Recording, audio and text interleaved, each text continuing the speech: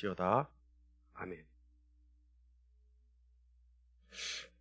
오늘 17절, 18절 말씀을 중심으로 한번 나눠보겠습니다. 17절, 18절 한번 읽어볼까요? 다 같이. 굉장히 중요한 말씀이기 때문에 한번 다 같이 읽어보겠습니다. 시작. 형제들아, 내가 너희를 권하노니 너희가 배운 교훈을 거슬러 분쟁을 일으키거나 거치게 하는 자들을 살피고 그들에게서 떠나라. 이 같은 자들은 우리 주 그리스도를 섬기지 아니하고 다만 자기들의 배만 섬기나니 교활한 말과 아첨하는 말로 순진한 자들의 마음을 미혹하느니라.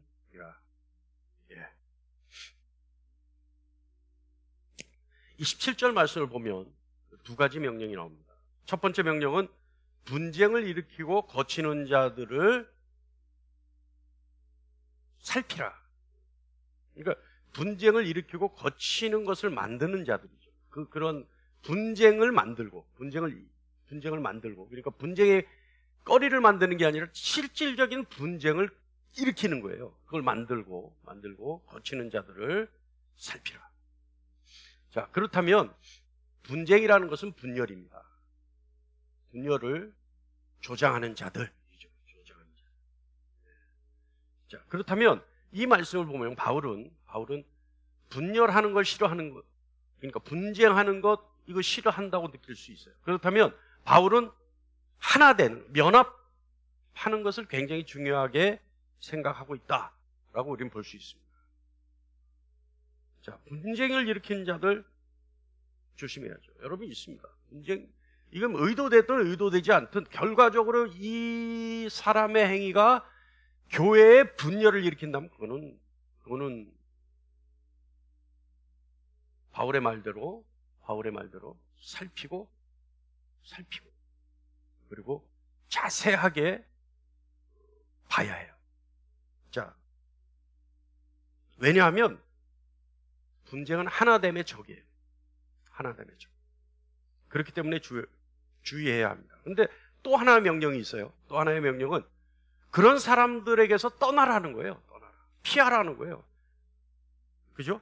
그러니까 첫 번째 명령은 하나됨을 주장하는 것이고, 두 번째 명령은 실질적으로 나누어지는 것을 요구해요.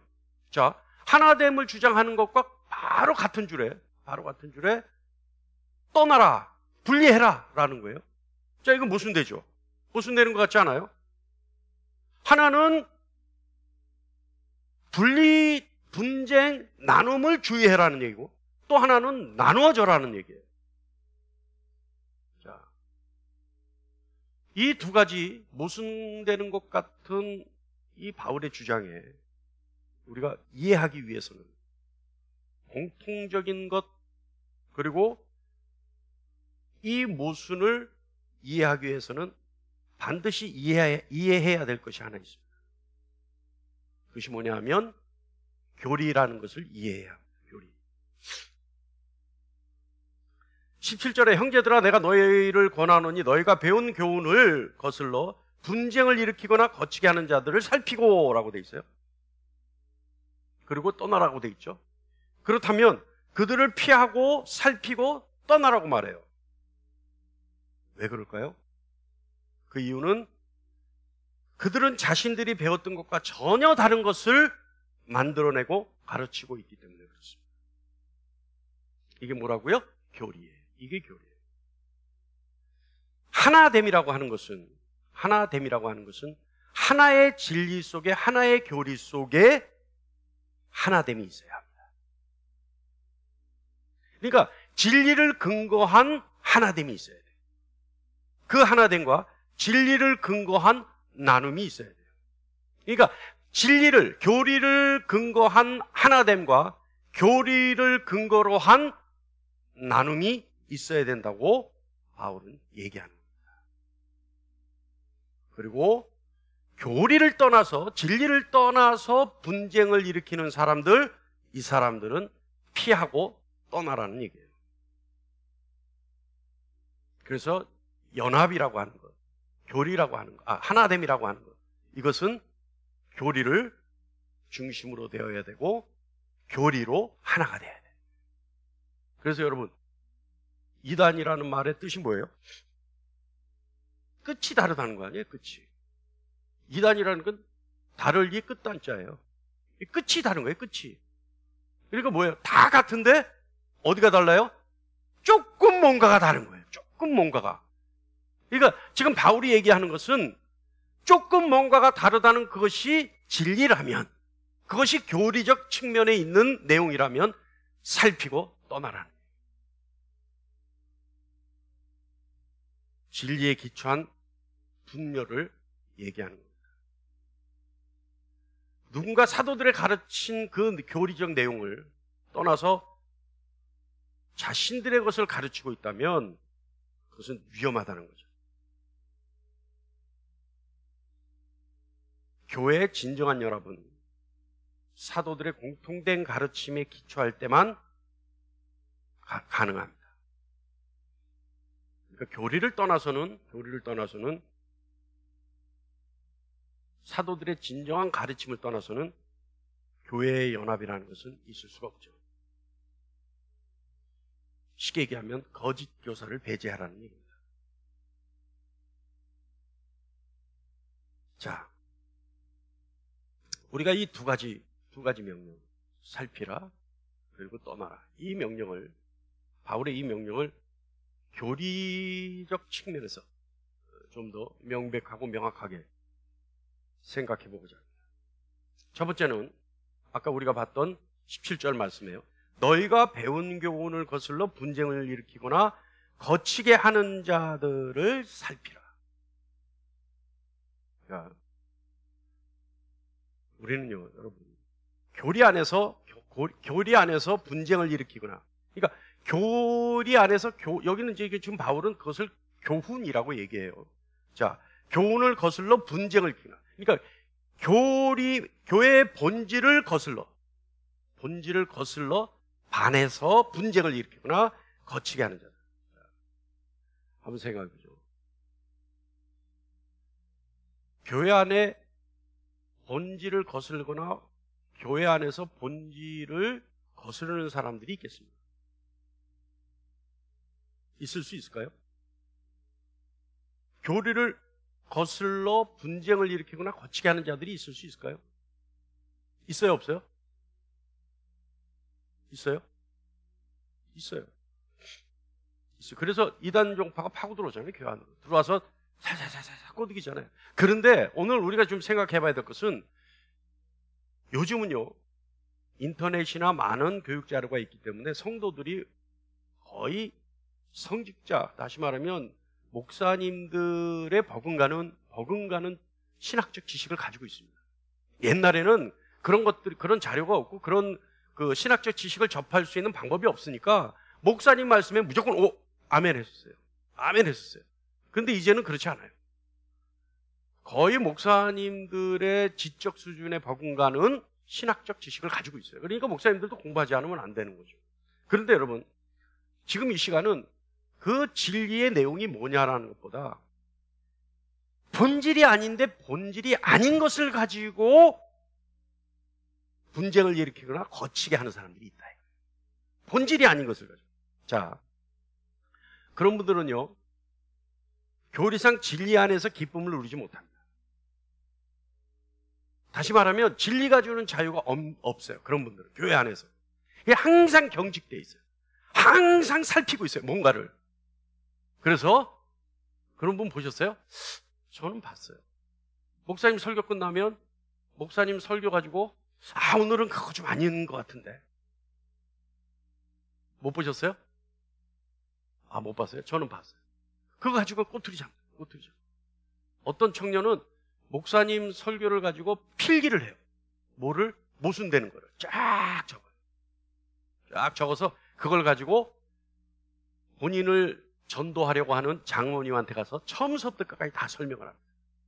그래서 그것을 모순되는 것을 잡기 위해서 성경을 외워버렸어요. 네?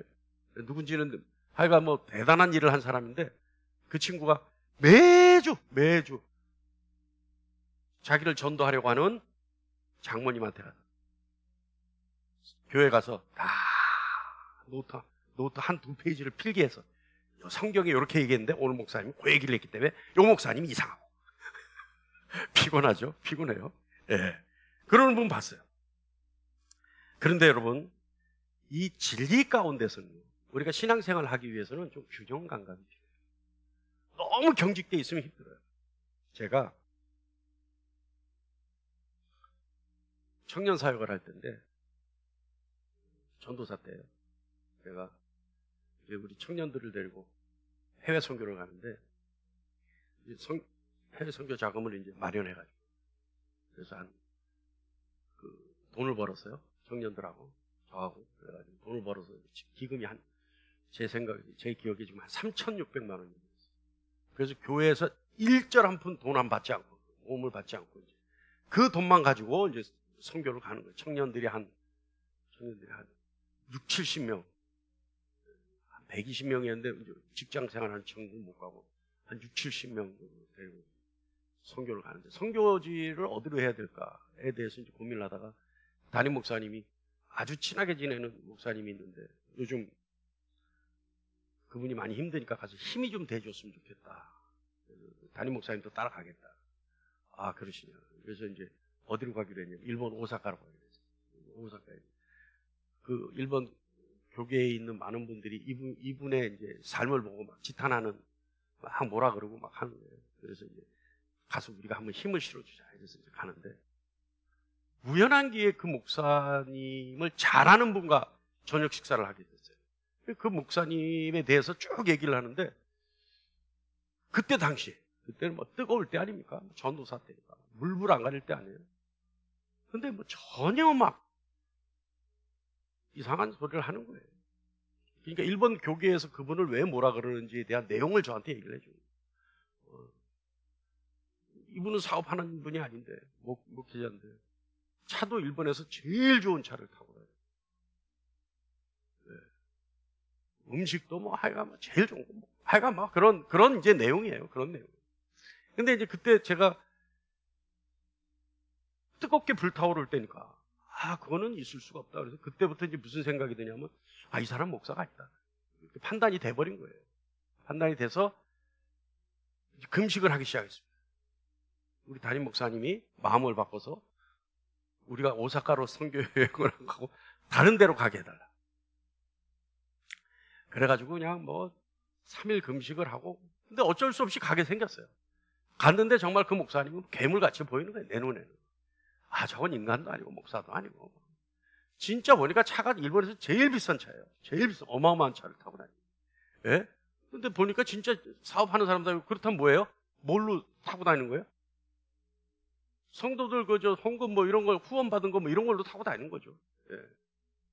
그래서 어쨌든 오사카 중심에 간 것도 아니고, 오사카에서 훨씬 떨어진 그분 별장으로 가서 이제 별장 겸 이제 뭐 집회 장소가 있어요. 그걸로 이제 청년들을 데리고 갔어요. 근데 제가 금식을 하고 하는 바람에 너무 심적 고통이 심해가지고 위궤양이 걸렸어요. 그래서 먹지를 못해요. 그러니까 거기서 3박 4일 있는 동안에 요만큼만 먹어도 막 구역질이 나고 속이 아프고 막 뒤틀리고 막 이런 거예요.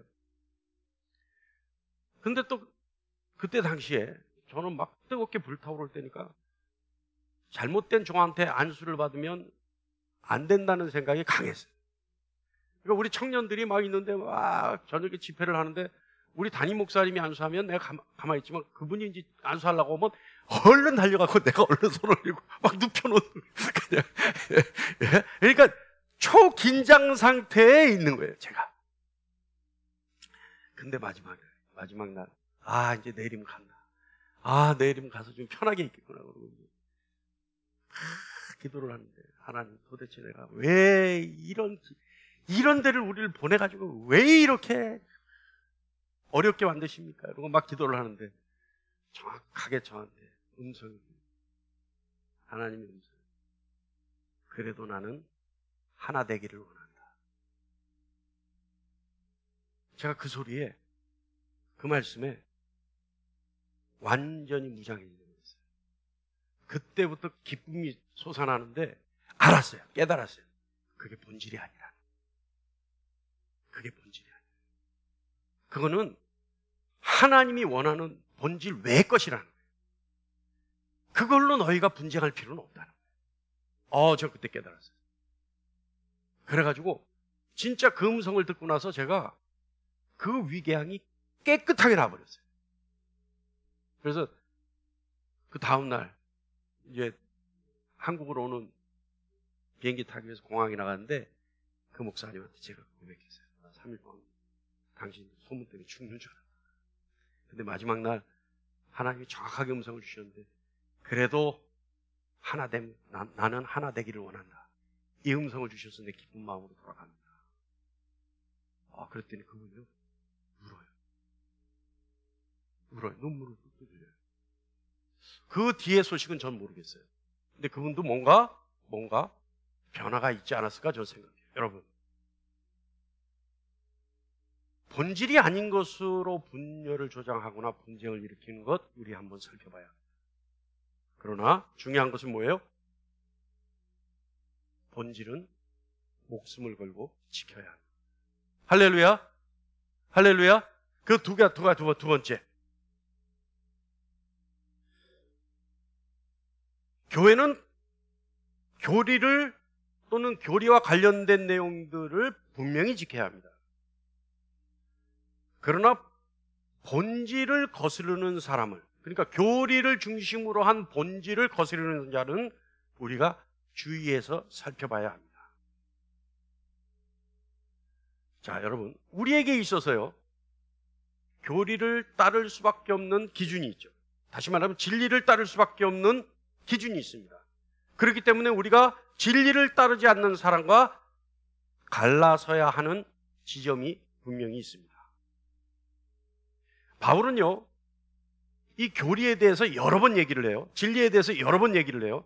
로마서 6장 17절에 너희가 본래 죄의 종이더니 너희에게 전해준 바 교훈의 본을 마음으로 순종하여. 그러니까 뭐예요? 교리를 마음으로부터 순종하라.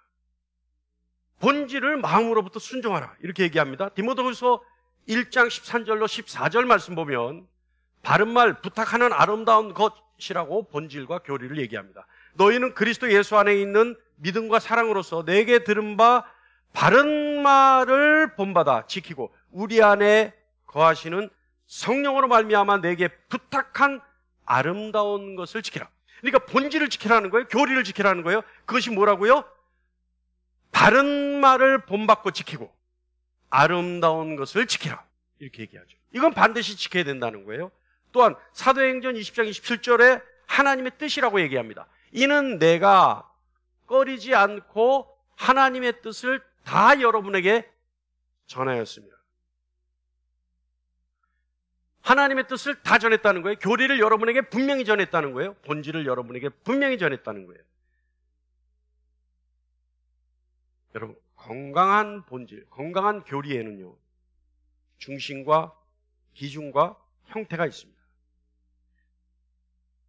건강한 교리의 형태는요, 건강한 교리의 형태는, 잘 들으세요. 건강한 교리의 형태는 구속의 역사가 있어요. 이게 건강한 교리예요. 그러니까 구속의 역사가 없으면 안 돼. 예수 그리스도 안에서 우리는 예수 그리스도로 말미암아 예수 그리스도 덕분에 뭐예요? 구원을 받는 거예요. 반드시 건강한 교리에는 이와 같은 내용이 반드시 실려 있어야 돼요. 그리고 인간의 본질의 상태가 있어야 돼요. 인간의 본질의 상태. 인간의 본질은 뭐예요? 건강한 교리에는 그게 있어야 된다는 거예요. 인간의 본질은 뭐예요? 인간의 본질이 뭐예요? 하나님의 사랑의 대상입니까? 하나님의 축복의 대상입니까? 인간의 본질은 죄인인 거예요. 죄인인 거예요. 인간의 본질의 상태는 죄인인 거예요. 그러니까 예수 그리스도의 구속의 사역과 인간의 본질에 대해서 반드시 건강한 교리는 언급하고 있습니다. 그리고 그리스도의 본질과 행하신 일이 들어가 있어야 돼요. 그리스도의 본질. 그리스도의 본질은 뭐예요? 하나님이시죠. 하나님이시고. 예수 그리스도는 하나님이셔요. 하나님의 독생자 예수 그리스도가 이 땅에 죄인의 몸으로 오셔서 십자가에 죽으시고 다시 살아나셔서 하나님 우편에 앉아 계시다가 산자와 죽은 자를 심판하러 오실 그분, 이 예수 그리스도의 본질이에요. 그리고 그분이 행하신 일, 그리고 행하실 일입니다. 성경의 본질, 성경의 본질, 그리고 말씀. 이건 뭐죠? 성경의 본질은 뭐예요? 하나님의 말씀이죠. 하나님이 우리에게 명령하시는 말씀이 성경의 본질입니다. 그리고 성부 하나님, 그리고 성경의 핵심이 충실하게 정리되어 있어야지만 하는 겁니다. 이것이 교리의 정직한 교리, 정확한 교리입니다. 그러니까 예수 그리스도의 구속사역과 인간의 본질과 그리스도의 본질과 행하신 일과 성경의 말씀과 하나님의 본질과 성경의 핵심, 이것이 충분히 실려 있어야 하는 것이 교리의 본질입니다. 그렇다면 여기서 떠난 자는 어떻게 해야 된다고요? 아니, 목사님이 설교를 하는데 하나님 까불면 죽어 이러면 그 본질이에요, 아니에요? 본질이에요, 아니에요? 아니, 농담이라도 본질이에요, 아니에요? 떠나야 된다는 거예요. 그래서 그게 아니라는 거예요. 한마디라도 그와 같은 말을 할 수 있다면 그 사람의 생각과 중심은 어디 있어요? 자기 중심이에요. 자기 중심.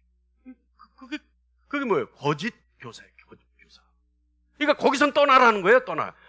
이때까지 몰랐는데 잘 섬기고 있다가 갑자기 그 말 한마디 하는 거 보고 어떻게 해요? 이제는 떠나야 되는 거예요. 있어야 된다는 거예요. 그러니까 우리들의 마음속에 뭐가 있어야 된다? 예수 그리스도의 구속사역이 교리로 있어야 된다. 그 교리 속에는 예수 그리스도의 본질과 삶의 행태가 있어야 된다. 그리고 인간 본질이 누구인지에 대해서 반드시 얘기가 있어야 된다. 그리고 하나님의 본질과 성경의 핵심이 정리되어 있어야 하고, 설교 내용이, 교리라는 건 설교 내용하고 똑같은 거예요. 그리고 성경의 말씀이 무엇인지에 대해서 반드시 실려 있어요. 이해하십니까? 이해하십니까? 여러분 이제 인터넷에 보면 수많은 설교들이 있잖아요. 있어요, 없어요? 그런데 그 설교를 들으면서도 그 설교에는 무엇이 있어요? 교리가 있어요, 교리가. 그 설교에는 그냥 소설 쓰듯이 에세이 쓰듯이 막 써서 하는 게 아니에요. 설교를 준비할 때는요, 목사님들이 설교를 준비할 때는 모든 것이 성경 말씀에 입각해서 성경 말씀이 해석하게 하고 성경 말씀이 말하게 하고 성경 말씀이 그 안에 녹아져 있어야 돼요. 거기에서 성경 말씀을 해석했음에도 불구하고 교리에서 어긋나 있는 말씀이 있다면 그건 빼야 되는 거예요. 하면 안 되는 거예요. 그러니까 여러분이 어떤 교회를 가든 어떤 설교를 듣든 그와 같은 중심으로 들어야 된다는 거예요. 그리고 판단해야 한다는 겁니다. 조금 전에 얘기했죠? 교리의 중심에 무엇이 있어야 되는지, 다시 말하면 설교의 중심에 무엇이 있어야 되는지에 대해서 말씀했어요. 다음 주에 그 정리해서, 간단하게 정리해서 올리니까 여러분 꼭 그거 보시고 머릿속에 담아두시기 바랍니다.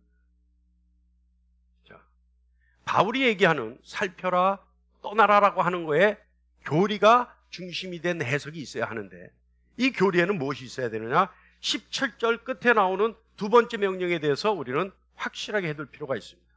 자, 17절 끝에는 뭐라고 돼 있어요? 살피고 떠나라고 돼 있죠. 그죠? 살피고 떠나라. 자, 그런데 바울은요, 우리에게 12장에서 다른 가르침을 줬어요. 뭐냐 하면 12장 14절에 너희를 박해하는 자를 축복하라, 이렇게 얘기했어요. 우리 잘 들어야 돼요. 그 다음에 로마서 12장 18절에는 할 수 있거든 너희로서는 모든 사람과 더불어 화목하라, 이렇게 명령했단 말이에요. 그런데 갑자기 바울이 태도를 바꿔서 살피고 떠나라. 그런데 우리가 했듯이 거기에는 교리가 있고 거기에는 진리의 본질이 담겨 있다는 얘기가 했어요. 자, 그런데 중요한 것은 12장에서 얘기했던 화목하라, 사랑으로 덮어라, 감싸라, 이 명령과 이 명령에 상충되는 부분은 무엇이냐? 어떤 의미가 있느냐? 이 두 가지의 간극을 어떻게 좁혀야 하느냐? 어떻게 이해를 해야 하느냐? 자, 바울은요, 그 사람을 피하라는 것은 그 사람에 대한 마음을 비우거나 기도하기를 멈추거나 심지어 말하지도 말라는 의미는 아닙니다. 어떤 사건이 있냐면 베드로가 이방인들과 함께 밥을 먹는데 밖에서 예루살렘으로부터 감독들이 왔다는 소리를 들었어요. 그러니까 베드로가 어떻게 했어요? 밥 먹기를 멈추고 얼른 도망갔죠.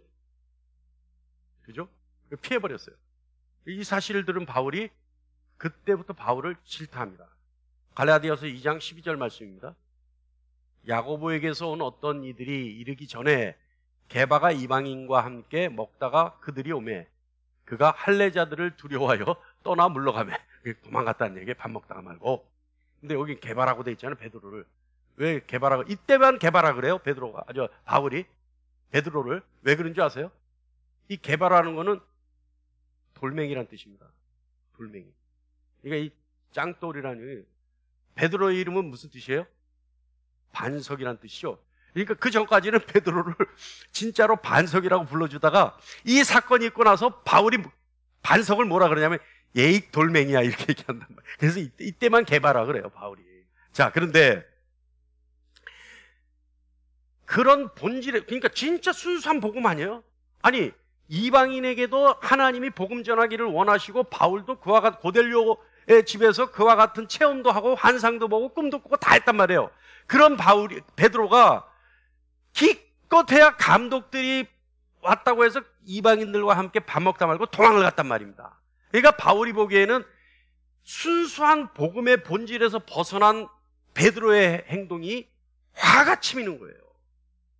자, 그런데 그때 베드로를 피하지 않았어요. 그리고 오히려 베드로를 만나서 베드로의 생각을 되돌리려고 해요. 그렇게 하는 거 아니다. 그렇게 하는 거 절대 아니다. 그래서 베드로를 대면합니다. 이거예요. 바울이 그들에게서 떠나라고 명령하는 것은 전혀 만나지 말라는 얘기가 아니에요. 그들을 위해서 기도해 주라는 얘기를 해요. 그런데 중요한 거는 떠나라는 건 뭐냐면 평소와 같은 삶을 나누라는 건 아닙니다. 삶을 나누고, 그러니까 신앙의 삶을 나누고 뭐예요? 함께 성경적 교제를 하고 신앙적 교제를 하라는 얘기는 아닙니다. 그러니까 무슨 뜻이냐면 길 가다 말고 아우 저 인간 이단이야 이거 하지 말라는 얘기예요. 아우 저 인간 저건 교회 다니는 사람 아니야. 아유 뭐 이렇게 피하지 말라는 얘기예요. 아유 안녕하세요 반갑습니다. 저 열심히 기도하고 있어요. 바울이 얘기하는 건 영적 교제를 얘기하는 겁니다. 영적 교제. 근데 여러분 영적 교제는 조심해야 돼요. 이 유유상종. 끼리끼리 모여다니는 거예요. 그러니까 여러분 주변에 이단교회 다니는 분들이 있으면 괴물처럼 보지 말고 하나님이 주신 긍휼한 마음으로 그를 바라보고 기도하되 핍박하거나 터부시하거나 손가락질 하지 말라는 얘기예요.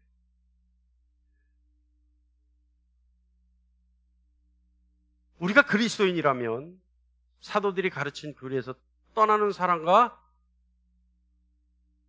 영적으로 쉽게 교제할 수는 없죠.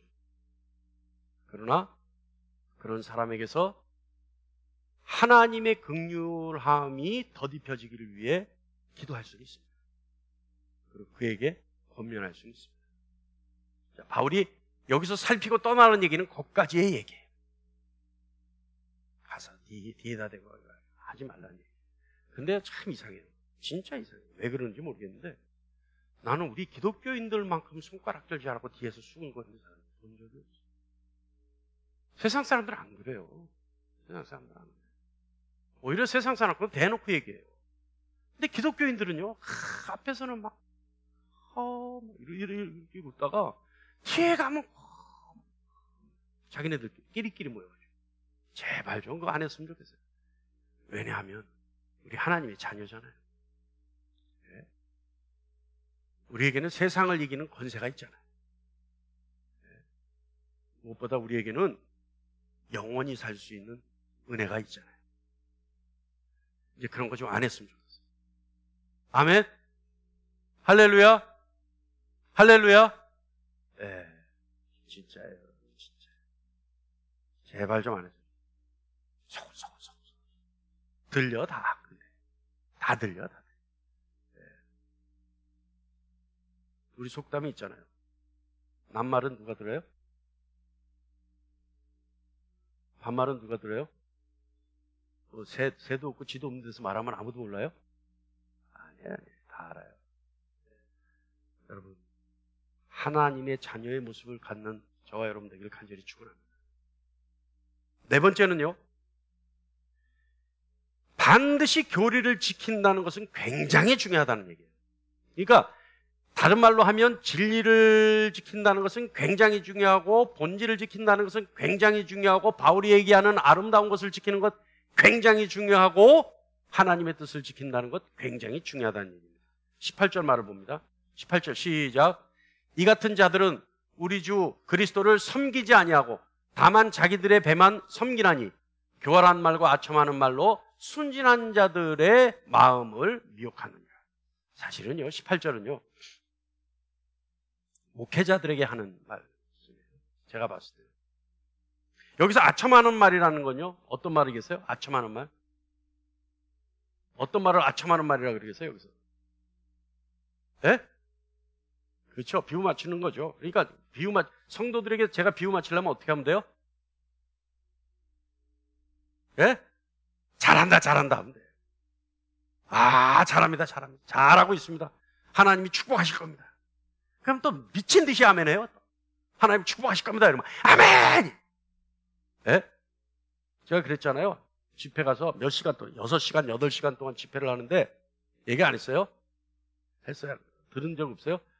그때는 제가 집회 한번 하면 6시간 막 8시간 막 그때는 정말 기모거리도 기가 들리고 막 그런 기적들이 일어났었어요. 그런데 너무 신나서 막 집회하는데 어떤 앞에 앉은 분이 어떤 교회 장로님이나 다른 뭐 그때 목포에서 집회를 하는데 광주에서 버스로 대전에서 오고 막 이래가지고 왔었어요.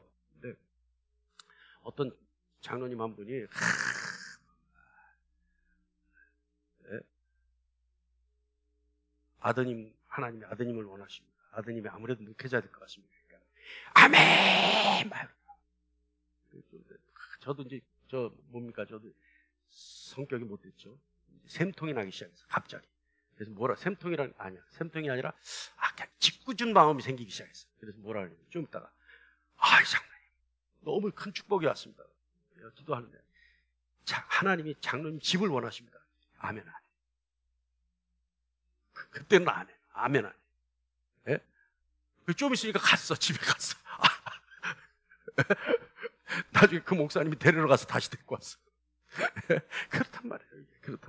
그러니까 뭐 축복한다, 뭐 좋은 일이다, 뭐 아멘 하는데 조금이라도 손해 갈 것 같으면 입 딱 다무는 거예요. 예? 근데 거짓 교사들은 그걸 노린다. 거짓 교사들. 예? 그래서 그 사람들은 자기 배만 듭니다. 그러니까 아첨한다는 말은 축복한다는 말이에요. 여기서 교활한 말이라는 것은 듣기 좋고 그럴듯한 말, 이걸 얘기하는 거예요. 그러니까 제가 여러분에게 아첨하려면 그냥 축복만 해주면 돼요. 그냥 나가기 전에 다들 앉혀놓고 그냥 안수하면서 축복합니다. 그러면 여러분 뿌듯해갖고 그냥 가실 수 있어요. 예, 그런다고 축복이 옵니까? 복이 옵니까? 와요 안 와요? 제가 막 축복한다고 해서 복이 와요 안 와요?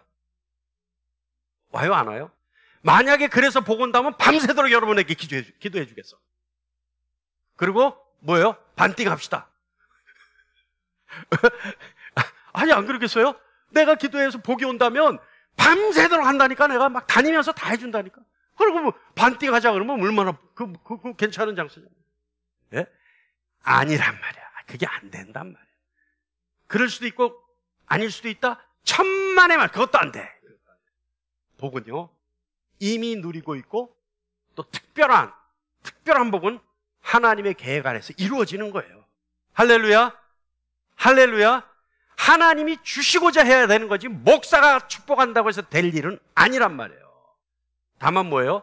우리는 아니라고 생각하지만 그래도 최선을 다해서 해보는 거예요. 혹시나 다윗이 대답하잖아요. 내 기도를 들으시고 하나님이 혹시나 하여 그죠? 그래서 최선을 다해보는 것이지 목사가 기도한다고 해서. 그러니까 여러분 어딜 가셔도 목사가 기도한다. 어떤 목사를 만나는데 기도하면 축복받는다 그러니까 막 머리에 하지 마. 그 시간이 있으면 여러분이 기도하는 게 더 중요해요. 예? 근데 아첨하는 말은 축복하는 말이고 교활한 말은 듣기 좋은 소리를 얘기하는 것인데 이 모든 것이 성경적 교리 안에서 이루어져야 되는 거예요. 근데 성경적 교리를 떠나서 듣기 좋고 그럴듯한 축복하는 말로 한다고 해서 여러분이 혹하면 안 된다는 거예요. 왜냐하면 거짓 교사는 그와 같은 것으로 하나님의 자녀들을 미혹하기 때문에 그렇습니다. 여러분, 거짓 교사들이요, 거칠고 가혹한 모습으로 추종자들을 만들지 않습니다.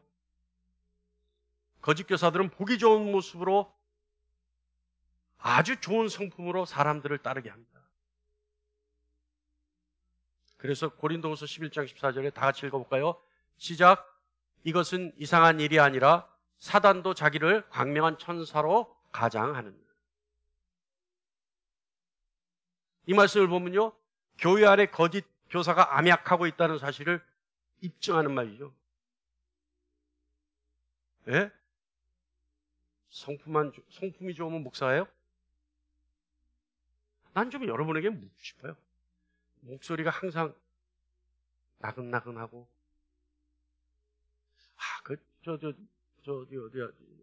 지구촌교회 원로 목사님 목소리 참 나긋나긋하죠? 그 원로 목사님. 그분 목소리는 타고난 것 같아요. 우리 목소리가 거칠잖아요. 그죠? 그리고 왜 저도 옥타브가 좀 높아요. 그러니까 항상 뭐라 그러는 것 같아요. 그래서 그때 어떤 성도님이 그러더라고, 내가 저 설교하면 우리 목사님은 항상 나한테 야단치는 것 같다. 예? 야단치는 건 아닌데 옥타브가 높았는지 아니면 그분이 양심이 찔려서인지 잘 모르겠지만 그래요. 또 저는 좋은 성품의 목사로는 안 보여요. 친절하거나 막 여러분에게 그냥 혹하게 하는 어떤 제스처도 없어요. 그냥 웃기는 하죠. 그리고 어떤 분은 또 기도해달라면 그냥 집사님이 하시면 돼요. 이러고 얘기하고 그러잖아요. 예? 예? 그런 거 보면 까칠하죠. 근데 여러분, 까칠한 게 오히려 정직한 것이 있어요. 오늘 말씀 보면 광명한 천사의 모습으로 절대 악한 모습으로 거친 모습으로 나타나지 않는다는 거예요. 그래서 사람을 미혹시킬 수 없기 때문에 좋은 성품으로. 예? 거짓 교사들은요, 축복의 말과 매력 넘치는 화술로 그래야지만 환영을 받을 수 있어요. 점잖은 신사의 모습으로 오죠. 그러나 바울은 뭐라 그래요? 그러지 말라는 거예요. 미혹받는다는 거예요. 그런 거에 현혹되지 말라는 거예요. 뭐에 빠지라? 뭐로 살피라? 뭐로 정확하게 판단하라? 그가 말하는 교리로 판단하라. 다른 것 보지 말라는 거예요. 다른 것 보지 말라는 거예요. 그 안에 진리가 있느냐? 그 안에 진실이 있느냐? 그 안에 교리가 있느냐? 그 안에 예수 그리스도의 삶이 있느냐? 그 안에 예수 그리스도의 본질이 있느냐? 하나님의 본질이 있느냐? 인간의 본질이 있느냐? 그 안에 예수 그리스도의 삶과 예수 그리스도께서 하신 말씀이 있느냐? 그 안에 성경의 핵심 본질이 그 안에 있느냐? 이걸 보라는 거예요. 바울은요, 그들을 살피고 피하라고 얘기합니다. 왜냐하면 그 사람들은 자기 배만 섬기는 사람들이라고 얘기합니다. 말 그대로 자기를 우상으로 만드는 거죠. 여러분, 거짓 가르침은요, 단순한 지식적인 실수의 문제가 아니에요. 그럴듯한 말과 부드럽고 점잖은 품행 뒤에는 언제나 우상 숭배가 있습니다. 그 우상은 그 사람의 배, 다시 말하면 음식이라든지 사람의 찬사에 대한 욕망, 이런 것들이 있을 수 있습니다. 심각한 거짓 가르침 뒤에는 단순한 지적 오류가 있을 뿐 아니라 세상적인 열망에 종처럼 붙들려 있는 마음도 있을 수 있습니다. 거짓 교사들은 세상적 업적에 눈멀어 있습니다. 그리고 그들이 이룬 세상적 업적이 하나님의 뜻보다 더 높이 있습니다.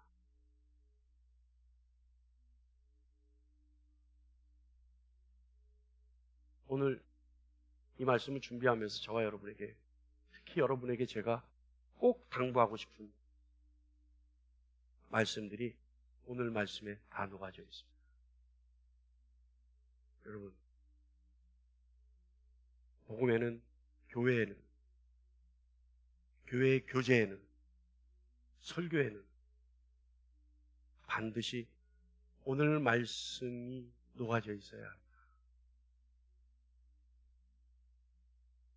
예수 그리스도의 본질에서 어긋난 설교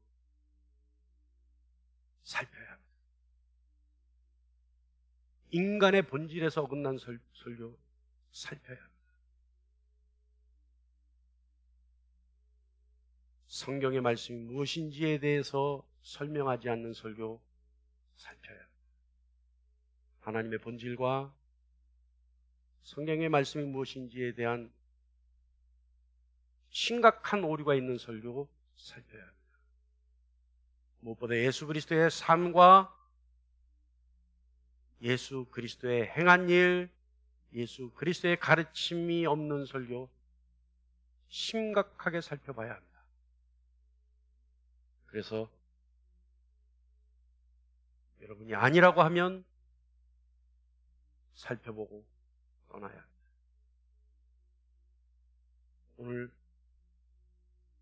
제가 여러분에게 축복하고 싶은 말씀은, 여러분이 어느 곳에서 어떤 예배를 하든 진정한 종과 신실한 종 밑에서